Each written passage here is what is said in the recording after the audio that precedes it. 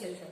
SSLC Chemistry Chapter 2 Mole Concept and Gas Laws എന്ന ചാപ്റ്ററിലാണ് ഇന്ന് നമ്മളുള്ളത്.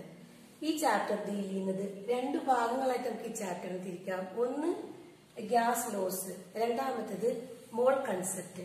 അപ്പൊ നമ്മൾ ഈ ഗ്യാസ് ലോസ് ആണ് ആദ്യം നമ്മൾ നോക്കുന്നത്. അപ്പോൾ വളരെ ഷോർട്ടായിട്ട് ചാപ്റ്റർ ഫുള്ള് നമ്മൾ ഈ വീഡിയോയിൽ കവർ ചെയ്യാണ്. അപ്പൊ ക്ലാസ് അവസാനം വരെ ശ്രദ്ധിച്ചിരുന്നാൽ mole concept and gas laws ഉള്ള ഈ കുറച്ച് ടഫാണെന്ന് പൊതുവെ കുട്ടികൾ പറയുന്ന ഈ ചാപ്റ്റർ നമുക്ക് വളരെ ഈസി ആയിട്ട് ക്രാക്ക് ചെയ്തെടുക്കാം.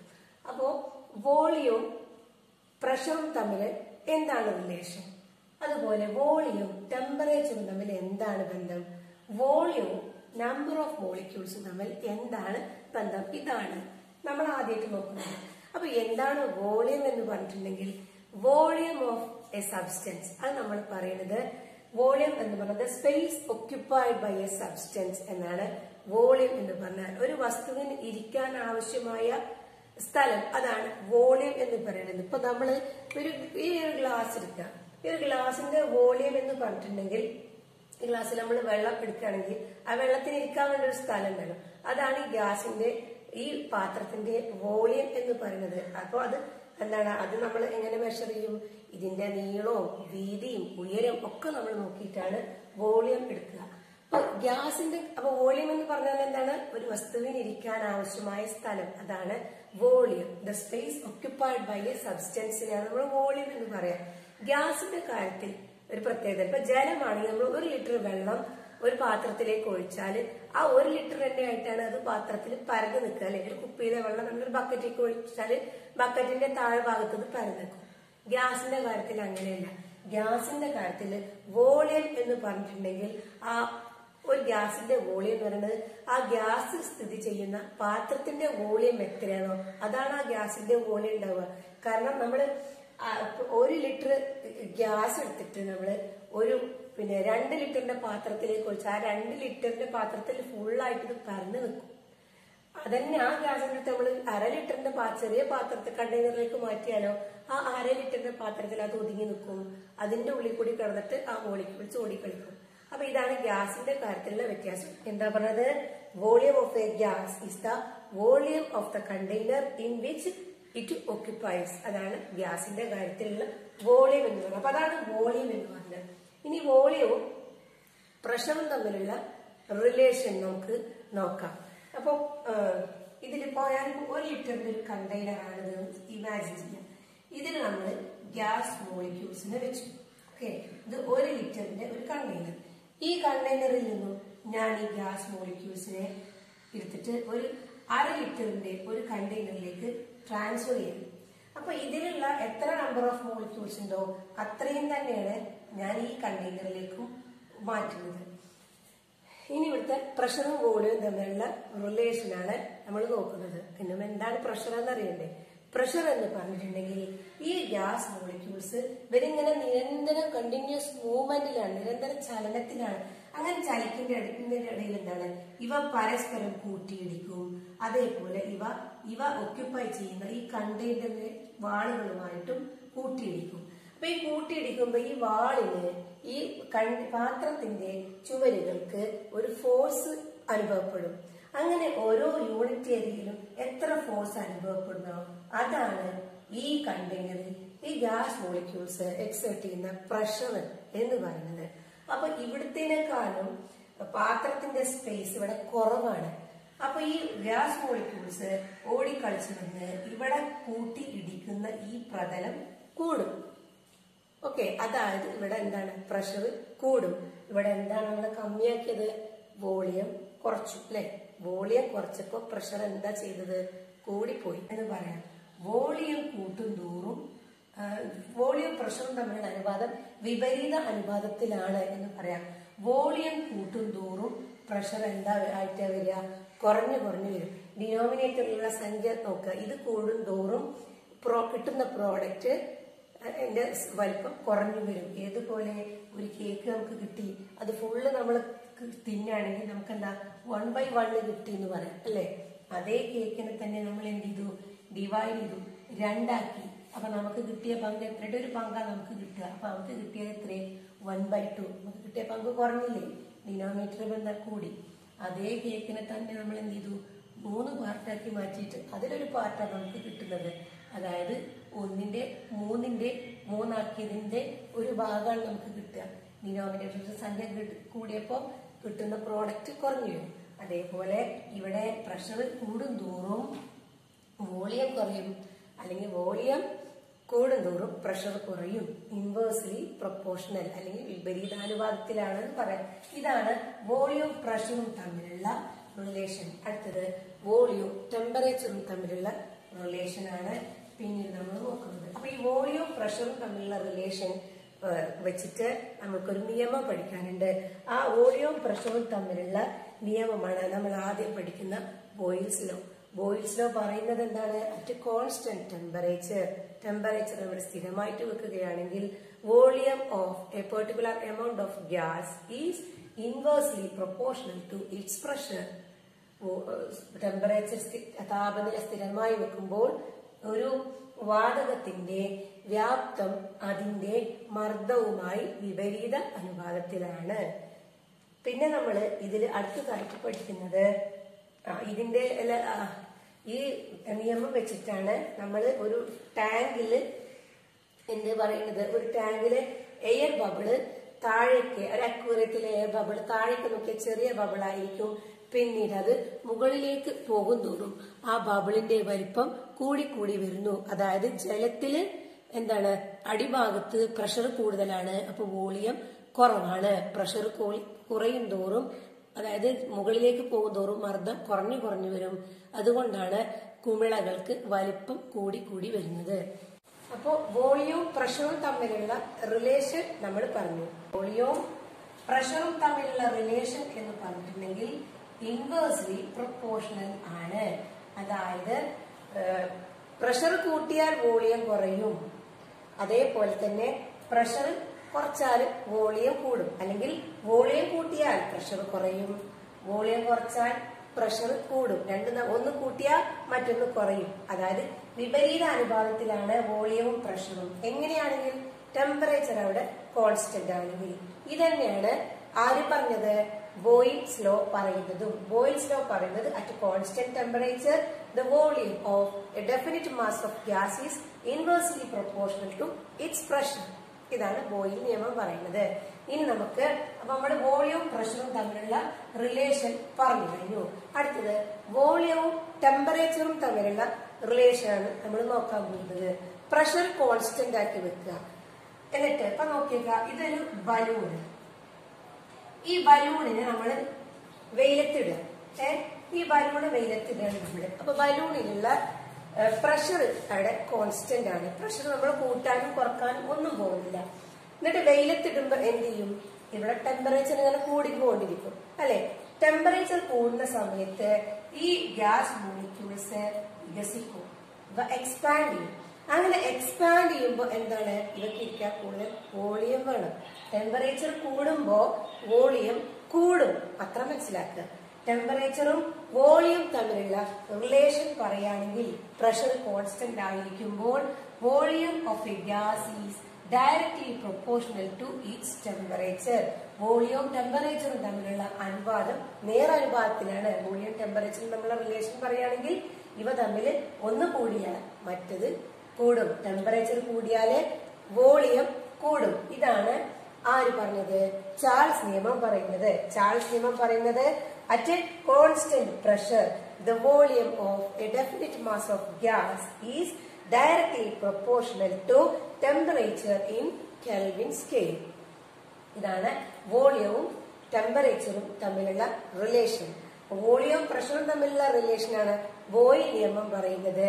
ബോയിൽ നിയമത്തിൽ പറയുന്നത് at a constant temperature the volume of a definite mass of gas is inversely proportional to its pressure. അങ്ങനെ പറഞ്ഞാല് വോളിയം കൂട്ടിയാൽ പ്രഷർ കുറയും, വോളിയം കുറച്ചാൽ പ്രഷർ കൂടും.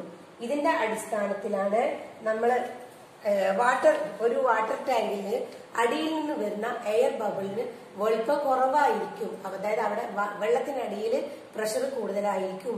വെള്ളത്തിന് മുകളിലേക്ക് വരുന്തോറും പ്രഷർ കുറയും, അപ്പൊ വോളിയം കൂടും. അങ്ങനെ എയർ ബബിളിന് വലുതായി വരും മുകളിലേക്ക് പൊന്തുമ്പോൾ. അത് അപ്ലിക്കേഷൻ ലെവലിൽ ഒരു ക്വസ്റ്റ്യൻ അവിടുന്ന് ചോദിക്കാവുന്നതാണ്. രണ്ടാമത് നമ്മൾ പറഞ്ഞത്, അപ്പൊ ഇതാണ് ബോയിൽ നിയമം പറഞ്ഞത്. രണ്ടാമത് പറഞ്ഞത് ചാൾസ് നിയമമാണ്. ചാൾസ് നിയമം ഡീൽ ചെയ്യുന്നത് വോളിയം ടെമ്പറേച്ചറും തമ്മിലുള്ള ബന്ധമാണ്. കോൺസ്റ്റന്റ് പ്രഷറിലെ volume of a definite mass of gas is directly proportional to its temperature. അതിന് ഉദാഹരണമാണ് വെയിലത്ത് വെച്ച ഒരു ബലൂണ് കുറച്ച് കഴിയുമ്പോൾ പൊട്ടുന്നു. കാരണം എന്ത്? അവിടെ ചാൾസ് നിയമമാണ് കാരണം. At constant pressure, volume of definite mass of gas is directly proportional to its temperature. Charles നിയമം പറഞ്ഞു കഴിഞ്ഞു, ബോയിൽസ് നിയമം പറഞ്ഞു കഴിഞ്ഞു. ബോയിൽസ് നിയമം, ഇത് ചാൾസ് നിയമം. ഇനി നമുക്ക് ഒരേ ഒരു നിയമം കൂടിയാണ് ഈ ചാപ്റ്ററിൽ ബാക്കിയുള്ളത്. അതാണ് അവഗാഡ്രോസ് ലോ. അവഗാഡ്രോസ് ലോ പറയുന്നത് at constant pressure and constant temperature volume of a definite mass of gas is directly proportional to number of molecules. ഇതുപോലെ ഒരു ബലൂൺ എടുക്കുക. ആ ബലൂണില് എന്താണ്? ടെമ്പറേച്ചറും പ്രഷറും ഒക്കെ കോൺസ്റ്റന്റ് ആണ്. പിന്നെ നമ്മൾ ചെയ്യുന്നത് എന്താണ്? നമ്മൾ ഊതുമ്പോ ബലൂണിലേക്ക് നമ്മൾ നമ്പർ ഓഫ് മോളിക്യൂൾസിനെ കൂട്ടുകയാണ് അല്ലെ? അങ്ങനെ നമ്പർ ഓഫ് മോളിക്യൂൾസ് നമ്മൾ ഊതി വരുന്നോറും ബലൂൺ ഇങ്ങനെ വലുതായി വരും. അപ്പൊ ഇവിടെ പ്രഷർ കോൺസ്റ്റന്റ് ആണ്, ടെമ്പറേച്ചർ കോൺസ്റ്റന്റ് ആണ്. അപ്പൊ വോളിയം എന്താ ചെയ്തത്? നമ്പർ ഓഫ് മോളിക്യൂൾസ് കൂടുമ്പോ വോളിയം ഇൻക്രീസ് ചെയ്ത് വന്നു. ഇതാണ് അവഗാഡ്രോ പറഞ്ഞത്.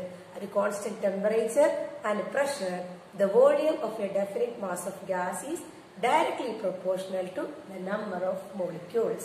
ഇതാണ് അവഗാഡ്രോ പറഞ്ഞത്. ഇതാണ് ഈ ചാപ്റ്ററിലെ 3 നിയമങ്ങൾ. അടുത്തത് നമ്മൾ നോക്കാൻ പോകുന്നത് ഈ ചാപ്റ്ററിലെ ഏറ്റവും ഇമ്പോർട്ടന്റ് ആയ ടോപ്പിക് മോൾ കൺസെപ്റ്റ്. അപ്പൊ എന്താണ് മോൾ കൺസെപ്റ്റ്? അതാണ് ഇനി നമ്മൾ ഡീൽ ചെയ്യാൻ പോകുന്നത്. മോൾ കൺസെപ്റ്റ്, ഒരു മോള് എന്ന് പറഞ്ഞിട്ടുണ്ടെങ്കിൽ ഒരു ജോഡി എന്ന് പറഞ്ഞാൽ നമുക്കറിയാം അതിൽ 2 എണ്ണം ഉണ്ടാവും അല്ലെ? ഒരു ജോഡി ചെരുപ്പ് എന്ന് പറഞ്ഞാല് ചെറിയ കുട്ടികളെ ചെരുപ്പാണെങ്കിലും 2 എണ്ണം ഉണ്ടാവും. വലിയ ആൾക്കാരെ ചെരുപ്പാണെങ്കിലും ഒരു ജോഡി ചെരുപ്പ് എന്ന് പറഞ്ഞാൽ 2 ചെരുപ്പ് ഉണ്ടാവും. അതേപോലെ ഒരു ഡസൻ എന്ന് പറഞ്ഞിട്ടുണ്ടെങ്കിൽ അത് 12 എണ്ണം ഉണ്ടാവും. ഒരു ഡസൻ വളയായാലും ഒരു വലിയ ആൾക്കാർക്കുള്ള വളയായാലും ചെറിയ കുട്ടികളുടെ വളയായാലും ഒക്കെ എന്താണ്? ഒരു ഡസൻ എന്ന് പറഞ്ഞാൽ അത് 12 എണ്ണം ഉണ്ടാവും. ഇത് ഒക്കെ നമുക്ക് എണ്ണി കണക്കാക്കാൻ പറ്റും. കമ്പാരിറ്റീവ്ലി ചെറിയ കാര്യങ്ങളാണെങ്കിലോ നമ്മൾ എങ്ങനെയാ പറയാ? ഇപ്പൊ 100 ഗ്രാം ചായപ്പൊടി, എത്ര ചായപ്പൊടി ഉണ്ട് വെച്ചാൽ നമുക്കത് എണ്ണി കണക്കാക്കാൻ ബുദ്ധിമുട്ടാണ്. എന്നാൽ അതിലും ചെറിയ അളവാണ് ആറ്റങ്ങൾ എന്ന് പറഞ്ഞിട്ടുണ്ട് അല്ലെ? അപ്പോ ഈ ആറ്റങ്ങളെ പറയാൻ ഉപയോഗിക്കുന്ന ഒരു അളവാണ് മോള് എന്ന് പറഞ്ഞിട്ടുണ്ടെങ്കിൽ, ഒരു മോൾ എന്ന് പറഞ്ഞിട്ടുണ്ടെങ്കിൽ അതിന് എത്ര ആറ്റങ്ങൾ ഉണ്ടാവും എന്ന് ചോദിച്ചാൽ അവഗാഡ്രോ നമ്പറിന് തുല്യ മാറ്റങ്ങൾ ഉണ്ടാവും എന്നാണ് പറയാം. അത് എത്രയെന്ന് ചോദിച്ചിട്ടുണ്ടെങ്കിൽ ഒരു മോൾ ഏതൊരു സബ്സ്റ്റൻസ് എടുത്താലും അതില് 6.022 into 10⁻23 നമ്പർ 23 എണ്ണം ആറ്റങ്ങൾ ഉണ്ടാവും. ഒരു മോൾ ഏതൊരു എലമെന്റ് എടുത്താലും അതിൽ ഇത്രയും ആറ്റങ്ങൾ ഉണ്ടാവും എന്നാണ് പറയുന്നത്. അതാണ് ഈ മോള് എന്ന് പറഞ്ഞിട്ടുണ്ടെങ്കിൽ. ഇനി ഈ മോള് കണക്കാക്കുന്നത് എങ്ങനെയെന്നുള്ളതാണ് അടുത്ത നമ്മുടെ ചോദ്യം. അപ്പൊ നമ്മൾ പറഞ്ഞു ഒരു മോൾ എന്ന് പറഞ്ഞിട്ടുണ്ടെങ്കിൽ അത് ആറ്റങ്ങളുടെ എണ്ണത്തെ പറയാനുള്ള ഒരു യൂണിറ്റ് ആണ്. ഒരു മോൾ ഏത് ആറ്റം എടുത്താലും അതിന് അവഗാഡ്രോ നമ്പറിന് തുല്യം എണ്ണം ആറ്റങ്ങൾ ഉണ്ടാകുന്നു പറഞ്ഞു. അങ്ങനെയാണെങ്കിൽ നമുക്കിനി ഒരു മോൾ ഓക്സിജൻ വേണം, അല്ലെങ്കിൽ ഒരു മോൾ കാർബൺ വേണം, ഒരു മോൾ ഹൈഡ്രജൻ വേണം. നമുക്ക് പോയിട്ട് ഈ ആറ്റങ്ങളെ ഇത്രയും നമ്പർ ഓഫ് ആറ്റം എണ്ണിയെടുക്കാനൊന്നും കഴിയില്ല. അപ്പൊ പിന്നെ നമ്മൾ എന്ത് ചെയ്യും? അതിന് നമുക്കുള്ള ഒരു ക്ലൂ ആണ്, നമ്മളെ സഹായിക്കാനുള്ള ഒരു മാർഗം എന്ന് പറയുന്നത് ഈ ആറ്റങ്ങളുടെ മാസ് അറിയാമെന്നുണ്ടെങ്കിൽ നമുക്ക് അതിൽ നിന്നും അവയുടെ എണ്ണം കണ്ടുപിടിക്കാൻ പറ്റും.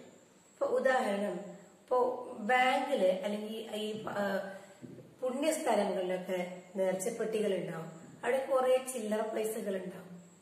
അപ്പൊ അതൊക്കെ എങ്ങനെ എണ്ണി കണക്കാക്കുന്നത് ചോദിച്ചാൽ, ഇപ്പോ ഒരു കോയിന് അതിന് 5 ഗ്രാമാണ് ആ കോയിന്റെ മാസം എന്ന് വിചാരിക്കുക.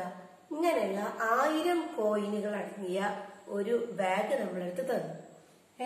5 ഗ്രാമാണ് 1 രൂപ നാണയത്തിന്റെ ഭാരം എന്ന് വിചാരിക്കുക. അങ്ങനെയുള്ള 1000 ഗ്രാം നമ്മളെ കയ്യിൽ കിട്ടിയെന്ന് വിചാരിക്കുക. അതായത് ഒരു സഞ്ചി നിറച്ച് 1 രൂപ നാണയങ്ങൾ നമുക്ക് കിട്ടി. അതെല്ലാം കൂടി ഇരുന്ന് എണ്ണാന്ന് പറഞ്ഞാൽ കുറെ ടൈം പോകും. അപ്പൊ അതിന് പകരം നമ്മൾ ചെയ്യുന്നത് എന്താണ്? ആ 5 രൂപ നാണയങ്ങൾ അടങ്ങിയ ആ സഞ്ചി നമ്മൾ തൂക്കിയപ്പോ നമുക്ക് അത് 1000 ഗ്രാമാണ് അതിന്റെ മാസ് കാണിച്ചത്. അങ്ങനെയാണെങ്കിൽ അതിൽ എത്ര കോയിൻ ഉണ്ടാവും എന്നറിയാൻ നമുക്ക് എന്ത് ചെയ്താൽ മതി? ഒരു കോയിന്റെ വെയിറ്റ് എന്ന് പറയുന്നത് 5 ഗ്രാമാണ്. അപ്പൊ നമ്മളെ കയ്യിലുള്ള ഈ സഞ്ചിയിൽ ആകെയുള്ള കോയിന് 1000 ഗ്രാമാണ്. അപ്പൊ അതിൽ എത്ര കോയിൻ ഉണ്ടാവും എന്നറിയാൻ നമുക്ക് എന്ത് ചെയ്താൽ മതി? നമുക്ക് നമ്പർ ഓഫ് കോയിൻസ് കാണാൻ എന്ത് ചെയ്താൽ മതി? ആകെ മാസിനെ ഒരെണ്ണത്തിന്റെ മാസ് കൊണ്ട് നമുക്ക് ഹരിച്ചാൽ മതി. അപ്പൊ നമുക്ക് കിട്ടിയ ഈ 1000 ഗ്രാമില് എത്ര കോയിൻ ഉണ്ടാവും എന്ന് ചോദിച്ചിട്ടുണ്ടെങ്കിൽ എത്ര പറയാം? 200 രൂപയായിരിക്കും ആ കോയിനിൽ ഉണ്ടാവുക. ഈ മെത്തേഡ് ഉപയോഗിച്ച് നമുക്ക് എന്ത് പറയാം? ആറ്റങ്ങളുടെ നമ്പർ കണ്ടുപിടിക്കാൻ പറ്റും. അതിനു വേണ്ടിയിട്ട് ഇവിടെ 5 രൂപ കോയിന്റെ മാസ് നമ്മൾ നിർണയിച്ചതുപോലെ ആറ്റങ്ങളുടെ മാസ് പറയാൻ വേണ്ടിയിട്ട് നമ്മളൊരു ഏകകമായിട്ട് കാർബൺ 12ന്റെ ആറ്റോമിക് മാസിനെ കണക്കാക്കിയിട്ടുണ്ട്. അപ്പൊ കാർബൺ 12ന്റെ ഒരു മോള് കാർബൺ 12 എന്ന് പറഞ്ഞിട്ടുണ്ടെങ്കിൽ അതില് 12 ഗ്രാം കാർബൺ ഉണ്ടാവും. 12 ഗ്രാം ഓഫ് കാർബൺ എടുത്തതില് അതില് അവഗാഡ്രോ നമ്പറിന് തുല്യമായ ആറ്റങ്ങൾ ഉണ്ടാവും. അപ്പൊ ഈ എലമെന്റുകൾ ഉപയോഗിച്ചിട്ട് നമുക്ക് കാർബൺ 12 ഗ്രാം കാർബൺ എടുത്താൽ അതിൽ ഈ അവഗാഡ്രോ നമ്പറിന് തുല്യമായ കാർബൺ ആറ്റങ്ങൾ ഉണ്ടാവും. അപ്പൊ ബാക്കിയുള്ള ആറ്റങ്ങളുടെയൊക്കെ ആറ്റോമിക് മാസ് പറയുന്നത് ഈ കാർബൺ 12ന്റെ ആറ്റോമിക് മാസുമായിട്ട് ബന്ധപ്പെടുത്തിയിട്ടാണ്. കാർബൺ 12ന്റെ 12-1 ഹൈഡ്രജന്റെ ആറ്റോമിക് മാസ് എന്ന് പറയാം. ഇതേപോലെയാണ് നമ്മൾ ബാക്കിയുള്ള ഓക്സിജന്റെ ആറ്റോമിക് മാസ് എന്ന് പറയുന്നത് 16 16 ഗ്രാം ആണ് ഓക്സിജന്റെ ആറ്റോമിക് മാസ്. ഇനി ആറ്റോമിക് മാസ് എന്നൊക്കെ പറഞ്ഞിട്ടുണ്ടെങ്കിൽ ഇപ്പൊ ഈ കാർബൺ 12 കാർബണിന്റെ ആറ്റോമിക് മാസ് 12 എന്ന് പറയുമ്പോ ഈ കാർബണിന്റെ ബോർ മോഡൽ നമുക്കൊന്ന് വരച്ചു നോക്കിയേക്കാം. ജസ്റ്റ് ഒന്ന് അറിയാൻ വേണ്ടിട്ട് ഈ ആറ്റോമിക് മാസ് അതിന്റെ കൺസെപ്റ്റ് ഒക്കെ അറിയാൻ വേണ്ടിട്ട് ജസ്റ്റ് നമുക്ക് കാർബൺ 12ന്റെ അല്ലെങ്കിൽ കാർബൺ ആറ്റത്തിന്റെ ബോർ മോഡലൊന്ന് നിങ്ങൾ ചെറിയ ക്ലാസ്സിൽ പഠിച്ചതാണ്. 9ാം ക്ലാസ്സിലൊക്കെ നിങ്ങൾ കുറെ ബോർ മോഡലൊക്കെ ബോർ ആറ്റം മാതൃകയൊക്കെ വരച്ചതാണ്. ബോറിന്റെ കാർബണിന്റെ ബോർ മോഡലൊന്ന് വരച്ചിട്ട് കാർബൺ ആറ്റത്തെ നമുക്ക് കൂടുതലായിട്ടൊന്ന് പരിചയപ്പെടാം. കാർബണിന്റെ ആറ്റോമിക് നമ്പർ 6 ആണ്. കാർബണിന്റെ മാസ് നമ്പർ 12 ആണ്. കാർബണിന്റെ നമ്പർ ഓഫ് പ്രോട്ടോൺസ് 6 ആണ്. കാർബൺ ആറ്റത്തിലെ നമ്പർ ഓഫ് ന്യൂട്രോൺസ് 6 ആണ്. നമ്പർ ഓഫ് ഇലക്ട്രോൺസ് 6 ആണ്. ഇനി ഈ പ്രോട്ടോണും ന്യൂട്രോണും ഇലക്ട്രോണും ഒക്കെ ഒരു കാർബൺ ആറ്റം എടുത്താൽ അത് എവിടെയൊക്കെയാണ് ഉണ്ടാവുക എന്നറിയാനാണ് നമ്മൾ ബോർ മോഡൽ വരച്ചു നോക്കാന്ന് പറയുന്നത്. അപ്പൊ കാർബണിന്റെ ബോർ മോഡൽ വരക്കുകയാണെങ്കിൽ ഇത് കാർബൺ ആറ്റത്തിന്റെ ന്യൂക്ലിയസ് ആണ്. ന്യൂക്ലിയസിനുള്ളിലാണ് ന്യൂട്രോണും പ്രോട്ടോണും കാണപ്പെടുന്നത്. അപ്പോൾ ന്യൂട്രോണുകളുടെ എണ്ണം 6, പ്രോട്ടോണുകളുടെ എണ്ണം 6. ന്യൂട്രോൺ ന്യൂട്രലാണ്, അതായത് ന്യൂട്രലിൽ ചാർജ് ഇല്ലാത്ത ഒരു കണമാണ്. പ്രോട്ടോൺ പോസിറ്റീവ് ചാർജ് ആണുള്ളത്. എത്ര പ്രോട്ടോൺ ഉണ്ടോ അത്രയും തന്നെ ഇലക്ട്രോണുകളും ആറ്റത്തിൽ ഉണ്ടാവും. ഇലക്ട്രോണുകളെ ഒരു ആറ്റത്തിൽ ന്യൂക്ലിയസിന് ചുറ്റുമായിട്ടാണ് ഇലക്ട്രോണുകൾ ഉണ്ടാവുക. ഒരാറ്റത്തിൽ ഇലക്ട്രോണുകളെ കാണുവാൻ സാധ്യതയുള്ള സ്ഥലങ്ങൾക്ക് നമ്മൾ പറയുന്നതാണ് ഓർബിറ്റ്. ആ ഓർബിറ്റിൽ തന്നെ ഷെല്ലുകളിലായിട്ടാണ് ഇലക്ട്രോണുകൾ ഉണ്ടാവുക. അവ എത്ര പ്രോട്ടോൺ ഉണ്ടോ അത്രയും തന്നെ ഇലക്ട്രോണുകൾ ഉണ്ടാവും. ഇനി ഇലക്ട്രോണുകൾ അറേഞ്ച് ചെയ്തിട്ടുള്ള ഷെല്ലുകളിലാണ്. ന്യൂക്ലിയസിന്റെ ഏറ്റവും അടുത്ത ഷെല്ലില് 2 ഇലക്ട്രോണുകളെ മാത്രമേ ഈ ന്യൂക്ലിയസിന് ഈ ആറ്റങ്ങൾക്ക് ഉൾക്കൊള്ളാൻ കഴിയുള്ളൂ. ആ ഷെല്ലിന്റെ പേര് നിങ്ങൾ പഠിച്ചിട്ടുണ്ട്, അതാണ് കെ ഷെല്ല്. അപ്പൊ കാർബണിന്റെ കെ ഷെല്ലിലാണ് 2 ഇലക്ട്രോണുകൾ പോകുന്നത്. ഇലക്ട്രോണുകളുടെ ചാർജ് നെഗറ്റീവ്. പിന്നെ കാർബൺ ആറ്റത്തിൽ ആകെ ഇലക്ട്രോണുകൾ 6 എണ്ണമാണ്. അതിൽ 2 എണ്ണം കെ ഷെല്ലിൽ പോയി കഴിഞ്ഞാൽ ബാക്കി കാർബണിലുള്ളത് 4 ഇലക്ട്രോൺ. ആ 4 ഇലക്ട്രോൺ അടുത്ത ഊർജ്ജനില ഏറ്റവും കുറഞ്ഞതിനാണ് ആദ്യം ഫിൽ ചെയ്യുക. അപ്പൊ ആദ്യം K ഷെല്ലില്, പിന്നെ അതിന്റെ അടുത്ത ഊർജ്ജനിലയിലേക്ക് പോയി. ഇതാണ് L ഷെല്ല്. ഇവിടെയാണ് 4 ഇലക്ട്രോണുകൾ പോയത്. ഇതാണ് കാർബൺ ആറ്റത്തിന്റെ ബോർ മോഡൽ എന്ന് പറയുന്നത്. ആറ്റോമിക് നമ്പർ എന്ന് പറഞ്ഞിട്ടുണ്ടെങ്കിൽ നമ്പർ ഓഫ് പ്രോട്ടോൺസ്. ഒരു ആറ്റത്തിൽ എത്ര പ്രോട്ടോണുകളുണ്ടോ അവയുടെ എണ്ണമാണ് ആറ്റോമിക് നമ്പർ എന്ന് പറയുന്നത്. പ്രോട്ടോണിന്റെ ചാർജ് പോസിറ്റീവ് ആണ്. എത്ര പ്രോട്ടോണുകളുണ്ടോ ഒരാറ്റത്തിൽ അത്രയും തന്നെ ഇലക്ട്രോണുകളും ആ ആറ്റത്തിൽ ഉണ്ടാവും. ഇലക്ട്രോണുകളുടെ ചാർജ് നെഗറ്റീവ് ആണ്. അപ്പൊ പ്രോട്ടോണിന്റെയും ഇലക്ട്രോണിന്റെയും ചാർജുകൾ തുല്യമായതുകൊണ്ടാണ്, അല്ലെങ്കിൽ പോസിറ്റീവ് ചാർജും നെഗറ്റീവ് ചാർജും തുല്യമായതുകൊണ്ടാണ് ആറ്റങ്ങൾ ന്യൂട്രൽ ആയി ഇരിക്കുന്നത്. ഇനി ന്യൂട്രോണിന് ചാർജേ ഇല്ല. ആറ്റോമിക് മാസ് ആണ് ഇവിടെ നമുക്ക് ആവശ്യമുള്ളത്. അപ്പൊ ആറ്റങ്ങളുടെ ആറ്റോമിക് മാസ് പറയുന്നത് ഈ കാർബൺ ആറ്റത്തിന്റെ ആറ്റോമിക് മാസിനെ ബേസ് ചെയ്തിട്ടാണ് പറയുന്നത്. അപ്പൊ കാർബൺ ആറ്റത്തിന്റെ ആറ്റോമിക് മാസ് എന്ന് പറയുന്നത് total mass of proton and neutron. ആറ്റത്തിന്റെ ന്യൂക്ലിയസിൽ കാണപ്പെടുന്ന ന്യൂട്രോണിന്റെയും പ്രോട്ടോണിന്റെയും ആകെ മാസ് ആണ് ഒരാറ്റത്തിന്റെ ആറ്റോമിക് മാസ്. അത് കാർബൺ ആറ്റത്തിനാവുമ്പോ കാർബൺ 12 ആണ്. ഈ കാർബൺ ആറ്റത്തിന്റെ 12 ആണ് ആറ്റോമിക് മാസ് കാർബണിന്റെ. ഈ കാർബൺ ആറ്റത്തിന്റെ ആറ്റോമിക് മാസിനെ കൂടി കമ്പയർ ചെയ്തിട്ടാണ് ബാക്കിയുള്ള എല്ലാ എലമെന്റ്സിന്റെയും ആറ്റോമിക് മാസ് നമ്മൾ പറയുന്നത്. ഓക്കെ, അപ്പൊ ഇതിന് പറഞ്ഞ പേരാണ് റിലേറ്റീവ് ആറ്റോമിക് മാസ്. കാർബൺ 12ന്റെ ആറ്റോമിക് മാസുമായിട്ട് കമ്പയർ ചെയ്തിട്ട് മറ്റ് ആറ്റങ്ങളുടെ ആറ്റോമിക് മാസ് നമ്മൾ പറയുമ്പോൾ അതിന് പറയുന്ന പേരാണ് റിലേറ്റീവ് ആറ്റോമിക് മാസ്.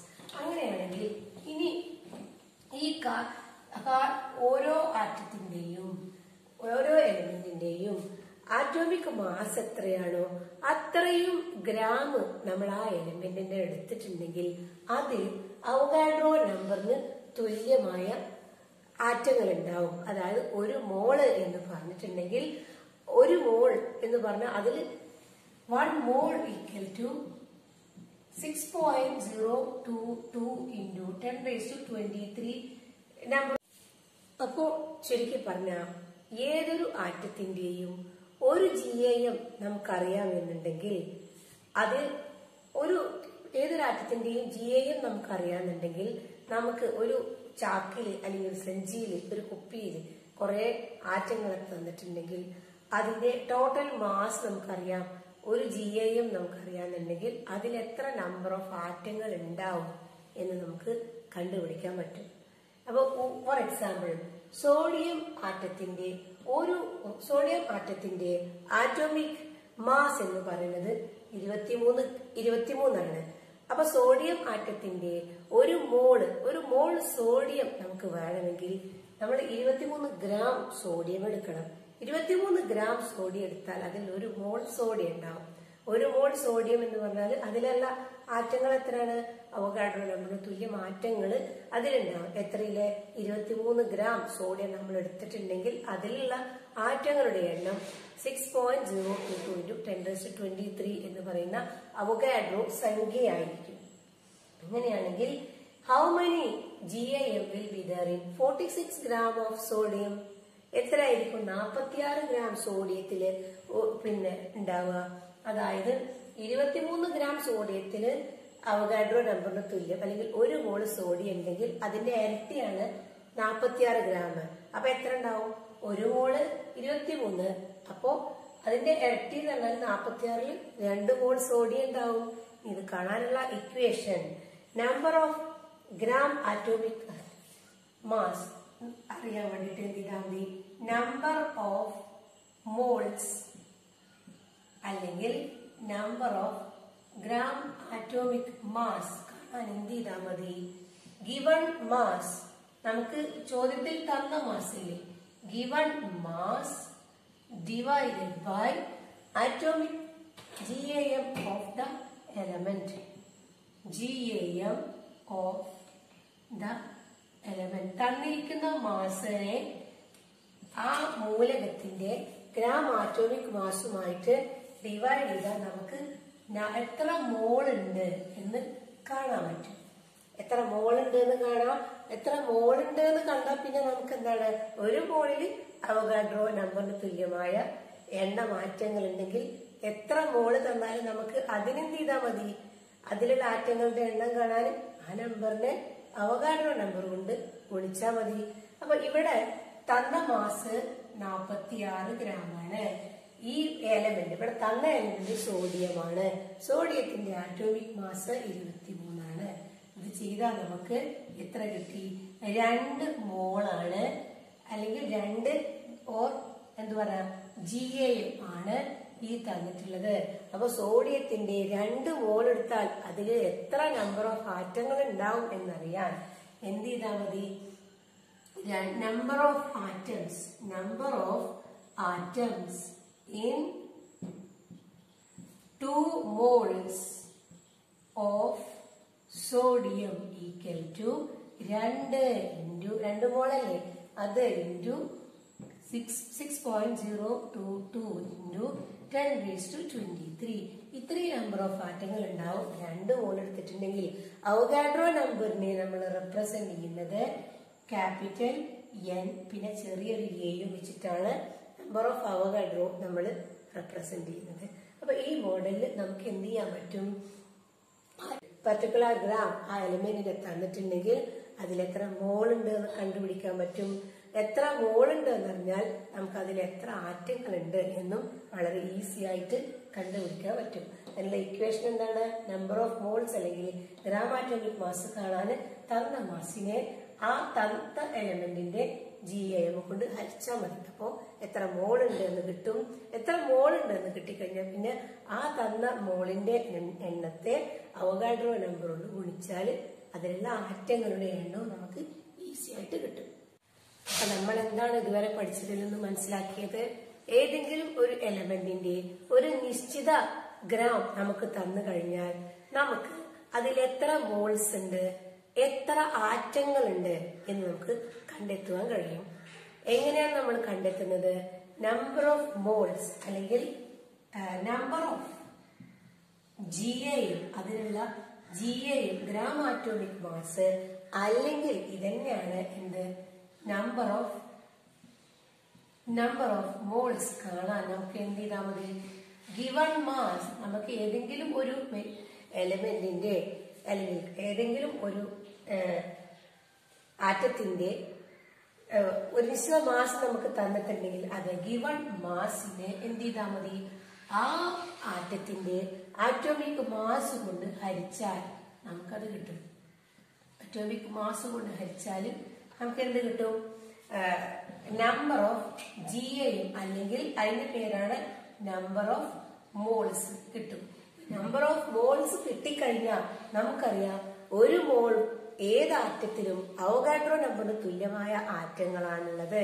അങ്ങനെയാണെങ്കിൽ എത്ര മോളുണ്ടോ ആ മോളിനെ അവഗാഡ്രോ നമ്പർ കൊണ്ട് മൾട്ടിപ്ലൈ ചെയ്താൽ ഗുണിച്ചാൽ നമുക്ക് തന്ന ആ ഗിവൺ മാസിലുള്ള ആറ്റങ്ങളുടെ എണ്ണം കാണാൻ പറ്റും.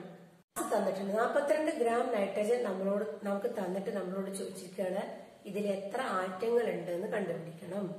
അപ്പോ അതേപോലെ തന്നെ 80 ഗ്രാം ഓക്സിജൻ നമ്മളെ കയ്യിൽ തന്നിട്ട് പറഞ്ഞു ഈ 80 ഗ്രാം ഓക്സിജനിൽ എത്ര ആറ്റങ്ങളുണ്ട്, ആറ്റങ്ങളുടെ എണ്ണം നമ്മൾ കാണണം. അപ്പൊ ആറ്റങ്ങളുടെ എണ്ണം കാണണമെങ്കിൽ നമുക്ക് എന്തറിയണം, ആറ്റോമിക് മാസ് അറിയണം. ഇത്തരം ചോദ്യങ്ങളിൽ എപ്പോഴും ആറ്റോമിക് മാസ് നമുക്ക് തന്നിട്ടുണ്ടാവും. അപ്പൊ ഇവിടെ ആറ്റോമിക് മാസ് ഓഫ് നൈട്രജൻ 14 തന്നിട്ടുണ്ട്, ആറ്റോമിക് മാസ് ഓഫ് ഓക്സിജൻ 16 തന്നിട്ടുണ്ട്. നമുക്കറിയാം ഒരു മോളിൽ ഇത്ര എണ്ണം ആറ്റങ്ങൾ ഉണ്ട് എന്നറിയാം. എത്ര എണ്ണം, അവഗാഡ്രോ നമ്പർ തുല്യം എണ്ണം ആറ്റങ്ങൾ ഉണ്ടാവും ഒരു മോളിൽ എന്നറിയാം. അപ്പൊ ആദ്യം നമുക്ക് എന്ത് ചെയ്യാം, ഈ തന്ന 42 ഗ്രാം നൈട്രജൻ തന്നെ എത്ര മോളാണെന്ന് കണ്ടുപിടിക്കണം. എത്ര മോളാണെന്ന് കണ്ടുപിടിക്കാൻ നമുക്കുള്ള ഇക്വേഷൻ ആണ് തന്ന മാസിനെ ആറ്റോമിക് മാസ് കൊണ്ട് ഹരിച്ചാൽ മതി. അപ്പൊ നമുക്ക് ഇവിടെ മാസ് തന്നിട്ടുണ്ട്, ആറ്റോമിക് മാസും തന്നിട്ടുണ്ട്. ഇനി എന്ത് ചെയ്താൽ മതി, number of GAM or moles in 42 gram of nitrogen കാണാൻ 42നെ 14 കൊണ്ട് ഡിവൈഡ് ചെയ്ത് നോക്കിയാൽ മതി. പിന്നെ നമുക്ക് ഡിവൈഡ് ചെയ്യാനുള്ള എളുപ്പത്തിന് 2 കൊണ്ട് കട്ട് ചെയ്യാം.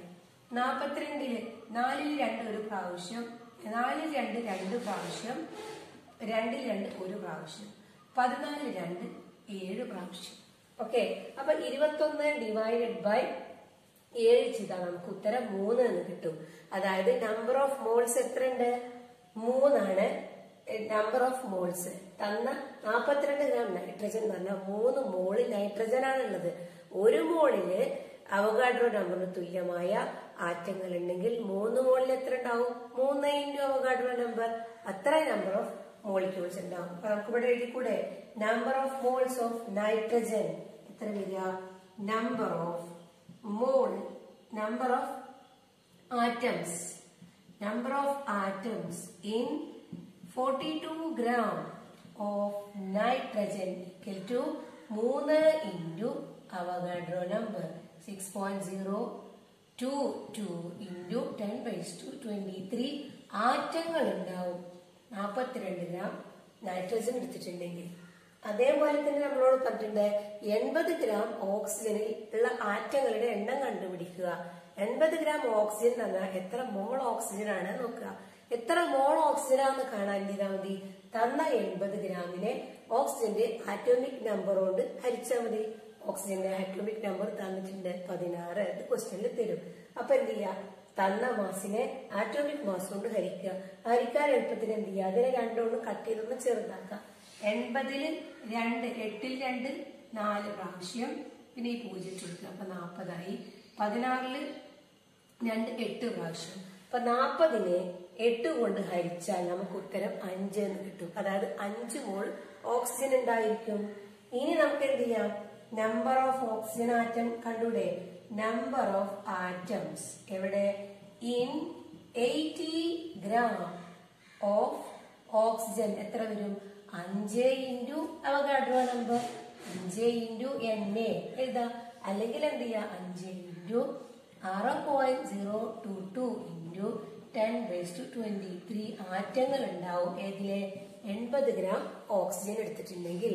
ഇത്രയും ഈ മെത്തേഡ് ഉപയോഗിച്ച് നമുക്ക് മോൾ കൺസെപ്റ്റ് വളരെ ഈസി ആയിട്ട് ക്രാക്ക് ചെയ്യാം. ഇത്രയേ ഉള്ളൂ മോൾ കൺസെപ്റ്റ്. ഇതിൽ ഗ്രാം ആറ്റോമിക് മാസ് നമ്മൾ പറഞ്ഞു. ആറ്റങ്ങളുടെ കാര്യം എടുക്കുമ്പോൾ ഗ്രാം ആറ്റോമിക് മാസ് എന്ന് പറയും. ഇനി 2 ഒരേപോലെയുള്ള ആറ്റങ്ങൾ കൂടി ചേർന്നാൽ അതൊരു മോളിക്യൂളായിട്ട് മാറും. അപ്പൊ ഒരേപോലെയുള്ള ആറ്റങ്ങൾ കൂടി ചേർന്നിട്ട് മോളിക്യൂൾ അഥവാ തന്മാത്രകൾ ഉണ്ടാകുമ്പോൾ അവയെ നമ്മൾ പറയും എലമെന്റ് എന്ന്. ഏതുപോലെ 2 ഹൈഡ്രജൻ കൂടി ചേർന്ന് H2 ഉണ്ടായാൽ അതൊരു H2 മോളിക്യൂൾ ആണ് അല്ലെ. ആ H2 മോളിക്യൂൾ എന്താന്ന് പറയാം? എലമെന്റ് ഓഫ് ഹൈഡ്രജൻ എന്ന് പറയാം.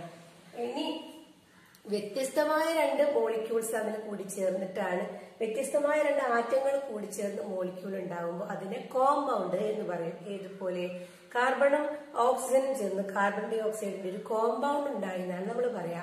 ഹൈഡ്രജനും ഹൈഡ്രജനും കൂടി ചേർന്നിട്ട് ഒരു ഹൈഡ്രജൻ എലമെന്റ് ഉണ്ടായി എന്നാണ് പറയാം. അപ്പൊ ഒരു മോളിക്യൂൾ ഓഫ് എലമെന്റ് എന്ന് പറഞ്ഞാൽ ഒരേപോലെയുള്ള ആറ്റങ്ങള്, ഒരു മോളിക്യൂൾ ഓഫ് കോമ്പൗണ്ട് എന്ന് പറഞ്ഞാൽ വ്യത്യസ്ത ആറ്റങ്ങൾ കൂടിച്ചേരുമ്പോ. ഇനി ഇവയുടെ മാസ് പറയുമ്പോ, ആറ്റങ്ങളുടെ മാസ് പറയുമ്പോൾ അത് ഗ്രാം ആറ്റോമിക് മാസ്. ആറ്റങ്ങളുടെ മാസ് നമ്മൾ ഗ്രാമിൽ പറയുമ്പോൾ അത് ആറ്റോമിക് മാസ്. ആറ്റങ്ങൾ കൂടി ചേർന്ന് മോളിക്യൂൾ ഉണ്ടായിട്ട് ആ മോളിക്യൂളിന്റെ മാസ് പറയുന്നത് നമ്മൾ ഗ്രാം മോളിക്യുലാർ മാസ് ആയിട്ടാണ്. GMM ആണ്. GAM എന്ന് പറഞ്ഞിട്ടുണ്ടെങ്കിൽ ആറ്റങ്ങളുടെ മാസ് ഇൻ ഗ്രാം. GMM എന്ന് പറഞ്ഞാൽ ഈ ആറ്റങ്ങൾ കൂടി ചേർന്നിട്ട് ഉണ്ടാകുന്ന മോളിക്യൂൾ അഥവാ തന്മാത്രകളുടെ ഭാരത്തെ നമ്മൾ GMM ഇതിലാണ് എക്സ്പ്രസ് ചെയ്യുന്നത്. ഇനി നമ്മള് ഗ്രാം മോളിക്യുലാർ മാസ് എന്നുള്ള കൺസെപ്റ്റിലേക്ക് വരികയാണ്. GMM GAM എന്താണ് നമ്മൾ പഠിച്ചു. ഏതാണ്? ഏതൊരു ആറ്റത്തിന്റെയും ആറ്റോമിക് നമ്പറിന് തുല്യമായ ഗ്രാമിന് ആ ആറ്റത്തിന് എടുക്കുകയാണെങ്കിൽ അതിലുള്ള മാസ്, അതിലുള്ള ആറ്റങ്ങളുടെ എണ്ണം എന്ന് പറയുന്നത് 1 മോൾ ആയിരിക്കും. 1 മോൾ ഏത് ആറ്റം എടുത്താലും അതിൽ അവഗാഡ്രോ നമ്പറിന് തുല്യമായ ആറ്റങ്ങൾ ഉണ്ടായിരിക്കും. ഒരു മോള് ഏത് എലമെന്റ് എടുത്താലും അതിൽ അവഗാഡ്രോ നമ്പറിന് തുല്യമായ ആറ്റങ്ങൾ ഉണ്ടായിരിക്കും. അപ്പൊ നമ്മൾ എങ്ങനെയാണ് ആ 1 മോള് കണക്കാക്കുന്നത് നോക്കിയാൽ ആ എലമെന്റിന്റെ ആറ്റോമിക് മാസ് നോക്കുക. എന്നിട്ട് അത്രയും ഗ്രാം നമ്മൾ എടുത്താല്, ഉദാഹരണം ഓക്സിജന്റെ ആറ്റോമിക് മാസ് 16 ആണെങ്കിൽ 16 ഗ്രാം ഓക്സിജൻ എടുത്താൽ അതിൽ അവഗാഡ്രോ നമ്പറിന് തുല്യം 6.022 × 10⁻23 ആറ്റങ്ങൾ ഉണ്ടാവും എന്ന് പറഞ്ഞു. ഇതേപോലെ നമുക്ക് മോളിക്യൂള് കാണാൻ പറ്റും. അതായത് ഏതെങ്കിലും എലമെന്റിന്റെ ഒരു മോള് എടുത്തിട്ടുണ്ടെങ്കിൽ അതിന്റെ മോളിക്കുലാർ മാസിന് തുല്യമായ ഗ്രാം നമ്മൾ എടുത്തിട്ടുണ്ടെങ്കിൽ അതിന് പറയുന്ന പേരാണ് ഗ്രാം മോളിക്കുലാർ മാസ്. ഇതുപോലെ ഹൈഡ്രജൻ എടുക്കുക. ഹൈഡ്രജൻ മോളിക്യൂൾ എന്ന് പറഞ്ഞാൽ H2.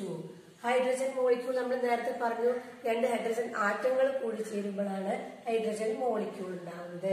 അപ്പൊ ഹൈഡ്രജന്റെ മോളിക്കുലാർ മാസ് എന്ന് പറയുന്നത് 2 ആണ്. അപ്പോ നമ്പർ ഓഫ് മോളിക്യൂൾസ് H2 എന്ന് പറയുന്ന ഒരു H2 എന്ന് പറയുന്ന ഹൈഡ്രജൻ, ഇതില് 2 ഗ്രാം ഹൈഡ്രജൻ മോളിക്യൂൾ നമ്മൾ എടുത്തിട്ടുണ്ട്. 2 ഗ്രാം ഹൈഡ്രജൻ എടുത്തിട്ടുണ്ടെങ്കിൽ അതില് അവഗാഡ്രോ നമ്പറിന് തുല്യമായ മോളിക്യൂളുകൾ ഉണ്ടാവും. ഇതേപോലെ നമ്മൾ ഓക്സിജന്റെ ആറ്റോമിക് മാസ് 16 ആണ്. അതേപോലെയുള്ള 2 ഓക്സിജൻ കൂടി ചേരുമ്പോഴാണ് ഓക്സിജൻ മോളിക്യൂൾ ഉണ്ടാവുന്നത്. അതായത് ഓക്സിജൻ മോളിക്യൂളിന്റെ മോളിക്കുലാർ മാസ് എന്ന് പറയുന്നത് 32 ആണ്. അപ്പോൾ നമുക്ക് ഈ മോളിക്കുലാർ മാസിന് തുല്യമായ ഗ്രാം 32 ഗ്രാം ഓക്സിജൻ നമ്മൾ എടുത്തിട്ട് അതിലെത്ര മോളിക്യൂൾ ഉണ്ട് എന്ന് ചോദിച്ചാൽ അവഗാഡ്രോ നമ്പറിന് തുല്യം മോളിക്യൂൾ ഉണ്ടാവും. എവിടെ? 32 ഗ്രാം ഓക്സിജനിൽ അവഗാഡ്രോ നമ്പറിന് തുല്യമായ മോളിക്യൂളുകൾ ഉണ്ടാവും. അല്ലെങ്കിൽ 1 മോള് മോളിക്യൂൾ ഉണ്ടാവും. അതിൽ 1 മോള് ഓക്സിജൻ എന്ന് പറഞ്ഞിട്ടുണ്ടെങ്കിൽ അതിൽ അവഗാഡ്രോ നമ്പറിന് തുല്യമായ മോളിക്യൂളുകൾ ഉണ്ടാവും. അടുത്തത് 2 ഗ്രാം നൈട്രജൻ ഓക്സിജൻ എടുത്താൽ അതിൽ അവഗാഡ്രോ നമ്പറിന് തുല്യമായ ഓക്സിജൻ ഉണ്ടാവും. 2 ഗ്രാം ഹൈഡ്രജൻ എടുത്താൽ അതിൽ അവഗാഡ്രോ നമ്പറിന് തുല്യമായ ഹൈഡ്രജൻ ഉണ്ടാവും. ഇനി അതേപോലെ തന്നെ വാട്ടർ മോളിക്യൂൾ നമ്മൾ എടുക്കുക.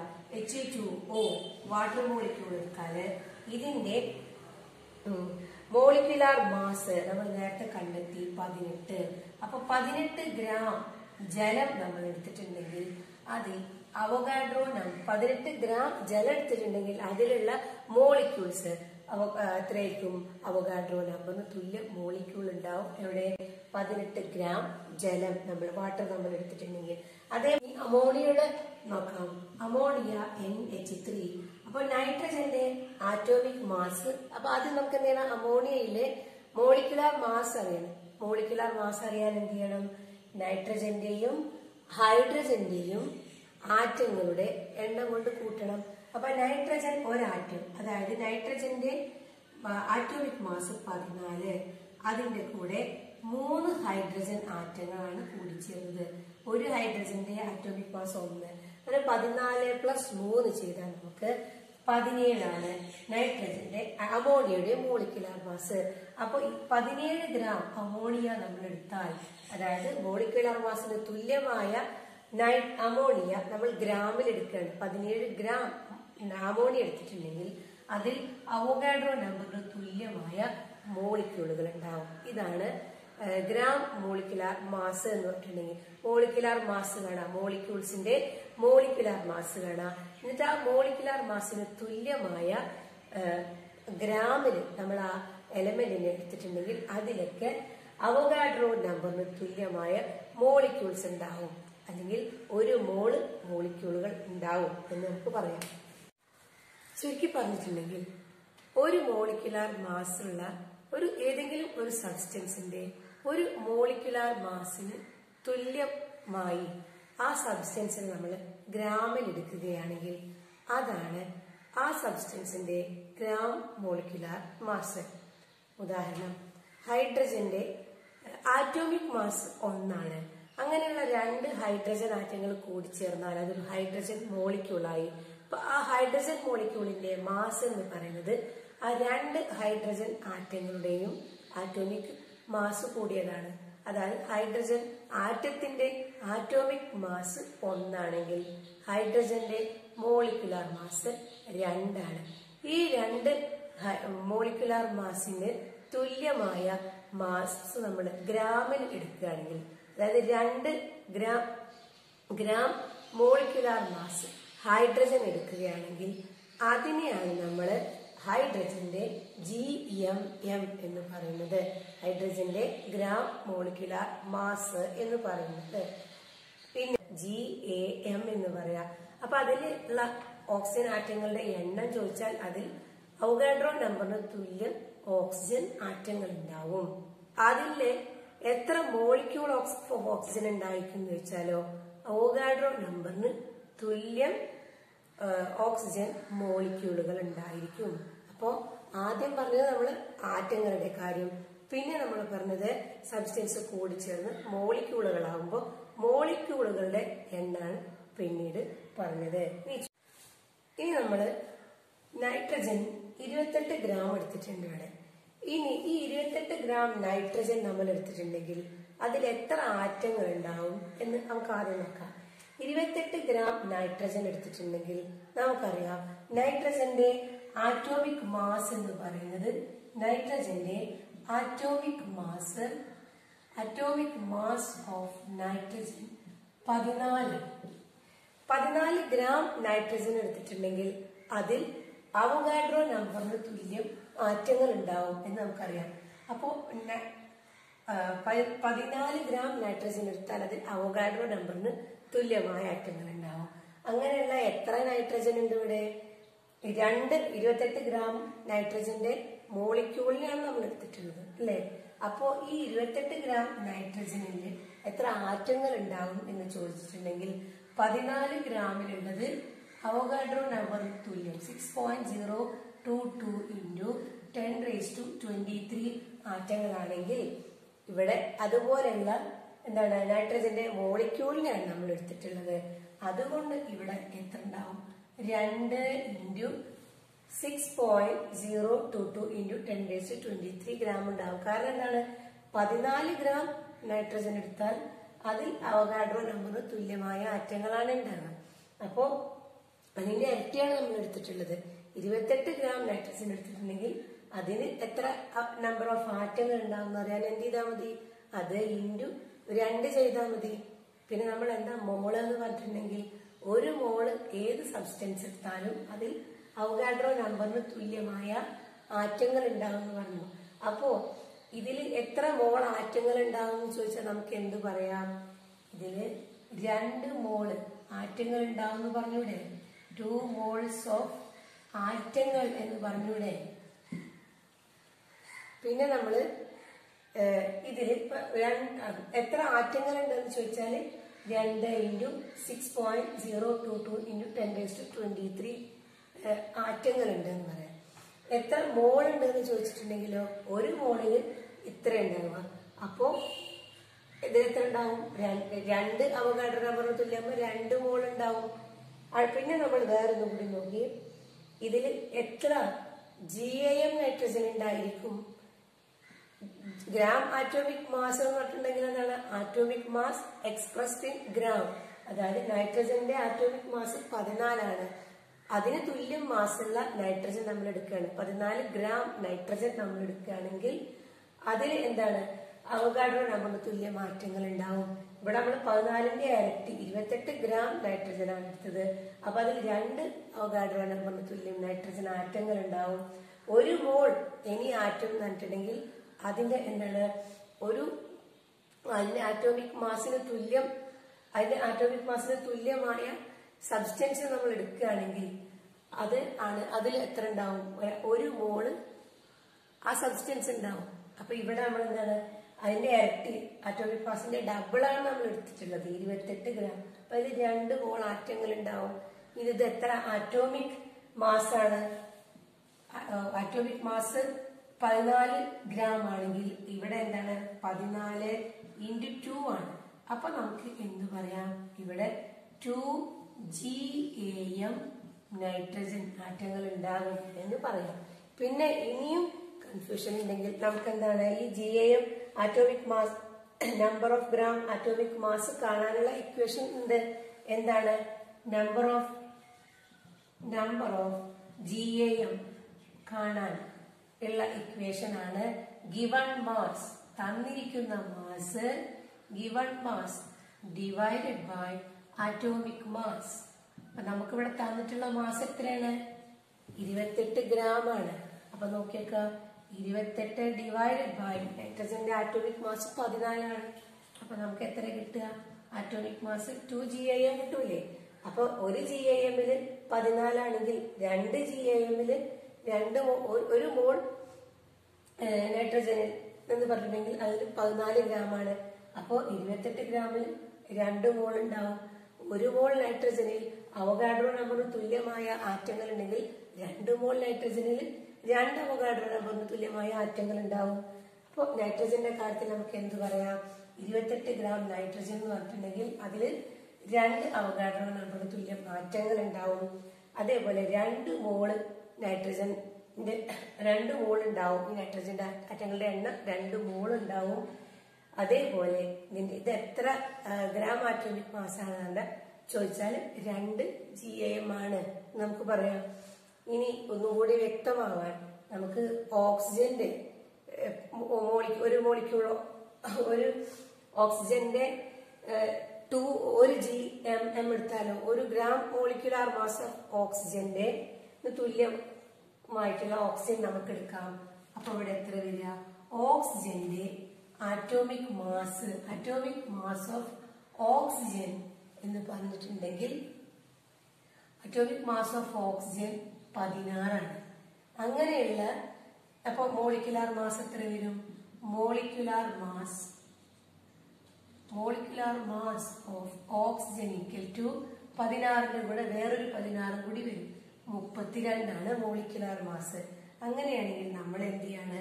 ആ മോളിക്യുലാർ മാസിന് തുല്യം ഓക്സിജൻ 32 ഗ്രാം ഓക്സിജൻ നമ്മൾ എടുക്കുകയാണ്. അപ്പൊ 32 ഗ്രാം ഓക്സിജൻ എടുത്തിട്ടുണ്ടെങ്കിൽ അതിൽ എത്ര GAM ഓക്സിജൻ ഉണ്ടാവും എന്നറിയാൻ എന്ത് ചെയ്താൽ മതി? Given mass divided by atomic mass. ഓക്സിജനെ നമുക്ക് തന്നിരിക്കുന്ന മാസ് എത്ര? 32 ആണ്. അതിന്റെ ആറ്റോമിക് മാസ് എത്രയാണ്? 16 ആണ്. ഇത് രണ്ടും കൂടി ചെയ്താൽ നമുക്ക് ഉത്തരം 2 എന്ന് കിട്ടും. അപ്പൊ ഓക്സിജന്റെ ആറ്റോമിക് മാസ് എത്രയെന്ന് ചോദിച്ചാൽ എത്ര വരും? ഇത് ഓക്സിജന്റെ ആറ്റോമിക് മാസ്. അപ്പൊ എത്ര ഉണ്ട്? 2 GAM. ഒരു GAMല് 1 മോൾ ഓഫ് ഓക്സിജൻ ആണ് ഉണ്ടാവുക. അല്ലെങ്കിൽ 1 മോൾ ഓഫ് ഓക്സിജനിൽ എത്ര ആറ്റങ്ങൾ ഉണ്ടാവും ചോദിച്ചാൽ അവഗാഡ്രോ നമ്പറിന് തുല്യമായ ആറ്റങ്ങൾ ഉണ്ടാവും. അപ്പൊ ഇവിടെ എന്താണ്? 2 GAM അല്ലെങ്കിൽ 2 മോൾ ഉണ്ട്. അതിൽ എത്ര ഓക്സിജൻ ആറ്റങ്ങൾ ഉണ്ടാവും എന്നറിയാൻ 2 ഇൻറ്റു അവഗാഡ്രോ നമ്പർ. അതേപോലെ എത്ര മോൾ ഓക്സിജൻ ആറ്റങ്ങൾ ഉണ്ടാകുന്ന വെച്ചാൽ 2 മോള് ഓക്സിജൻ ആറ്റം ഉണ്ട്. GAM 2 അല്ലേ? അത്ര തന്നെയാണ് മോളും ഉണ്ടാവുക. ഓക്കെ. ഇനി തിരിച്ച് ഈ ഓക്സിജന്റെ മോളിക്യൂളുകൾ നമുക്ക് നോക്കിക്കഴിഞ്ഞാൽ ഓക്സിജനിൽ എത്ര മോളിക്യൂൾ ഉണ്ടാവും? ഒരു GMM ഓക്സിജൻ ആണിത്. Gram molecular mass of oxygen ആണ് ഇത്.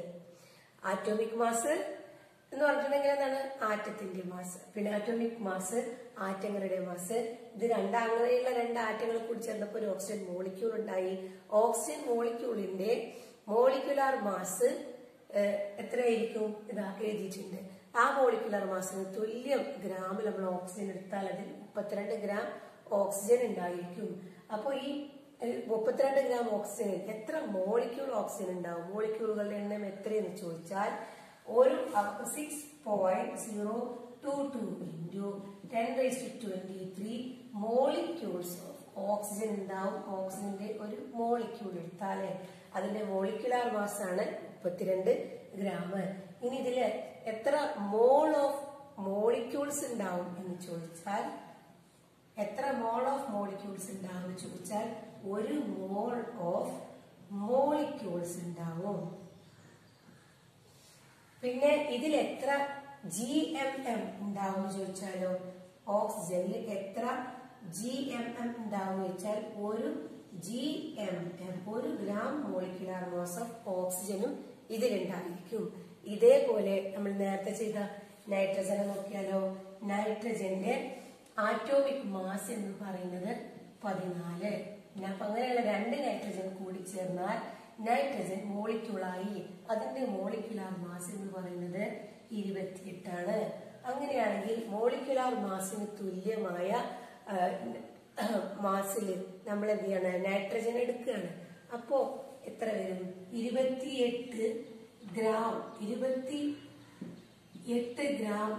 നൈട്രജൻ ആണ് നമ്മൾ എടുത്തിട്ടുള്ളത്. 28 ഗ്രാം നൈട്രജനില് എത്ര GAM നൈട്രജൻ ഉണ്ടാവും എന്നറിയാൻ തന്ന മാസിനെ അറ്റോമിക് മാസ് കൊണ്ട് നമ്മൾ ഹരിച്ചു. അപ്പോ 32/16 അല്ലാതെ ഓക്സിജന്റെ 28 ഡിവൈഡഡ് ബൈ 14. അപ്പോൾ നമുക്ക് 2 എന്ന് കിട്ടും. അപ്പൊ 2 ഗ്രാം ആറ്റോമിക് മാസ് നൈട്രജൻ ഉണ്ട്.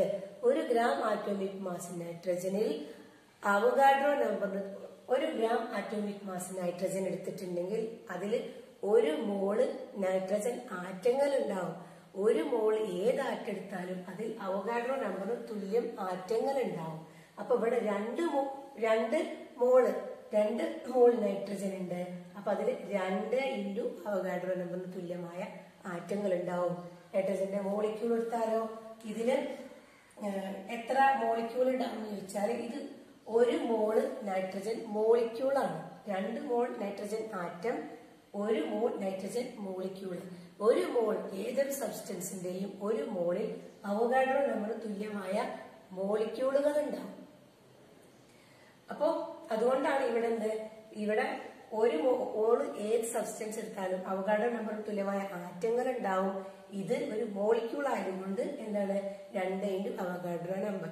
ഇത് 1 മോള് നൈട്രജൻ ആറ്റം, അതിൽ അവഗാഡ്രോ നമ്പർ തുല്യമായ മോളിക്യൂൾ ഉണ്ടാവും. അതായത് 1 മോൾ ഓഫ് മോളിക്യൂൾസ് ഉണ്ടാവും. എത്ര GMM ഉണ്ടാവുന്നതാണ്. GMM കാണാനും എന്ത് ചെയ്താൽ മതി, given mass divided by atomic മാസിന് പകരം നമ്മൾ എന്ത് ചെയ്യണം, മോളിക്കുലാർ മാസ് കൊണ്ട് ഹരിച്ചാൽ മതി. മോളിക്കുലാർ മാസ് അപ്പൊ എത്ര വരും? 28 ഡിവൈഡഡ് ബൈ 28 എന്ന് പറയുമ്പോൾ 1 GMM ഉണ്ടാവും. ഏത് നൈട്രജന്റെ എത്ര GMM എന്ന് വെച്ചാൽ 1 GMM ഉണ്ടാവും.